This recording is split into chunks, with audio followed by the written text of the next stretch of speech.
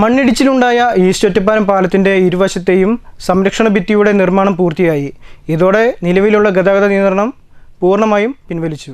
പടിഞ്ഞാറ് ഭാഗത്തെ പണി പൂർത്തിയായതോടെ ഭിത്തി ബലപ്പെടുത്താനുള്ള സമയം കണക്കിലാക്കിയാണ് നിലവിലുള്ള ഗതാഗത നിയന്ത്രണം പൂർണ്ണമായും പിൻവലിക്കാൻ സാധിച്ചതെന്ന് പൊതുമരാമത്ത് പാലം വിഭാഗം അധികൃതർ അറിയിച്ചു.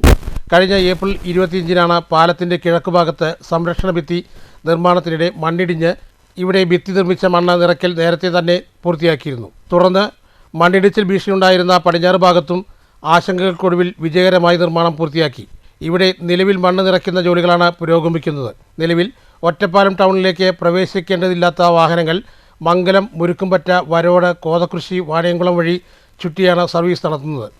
നിയന്ത്രണം ഏർപ്പെടുത്തിയ ആദ്യ ദിവസത്തിൽ റൂട്ട് മാറ്റം കൃത്യമായി നടപ്പാക്കാത്തത് വലിയ ഗതാഗതക്കുരുക്കിന് കാരണമായിരുന്നു. എന്നാൽ പിന്നീട് പോലീസും അധികൃതരും കൃത്യമായ ഇടപെടലുകൾ നടത്തി രംഗത്തിറങ്ങിയതോടെ കുരുക്ക് വൻതോതിൽ ഒഴിവാക്കാൻ സാധിച്ചു. മഴക്കാലം ശക്തമാകുന്നതിന് മുൻപ് പാലത്തിന്റെ മുകൾ ഭാഗത്തെ കോൺക്രീറ്റ് തീർക്കാനാണ് പൊതുമരാമത്ത് വകുപ്പ് ലക്ഷ്യമിടുന്നത്. ജൂൺ പകുതിയോടെ ഇതിനുള്ള പണികൾ തീർക്കുമെങ്കിലും അപ്രോച്ച് റോഡ് ഉൾപ്പെടെയുള്ള അനുബന്ധ ജോലികൾ പൂർത്തിയാക്കാൻ കാലവർഷം കഴിയേണ്ടി വരും. പാലം വരുന്നതോടെ ഗതാഗതക്കുരുക്കിന് ശാശ്വത പരിഹാരമാകും. News bureau, Ottapalam.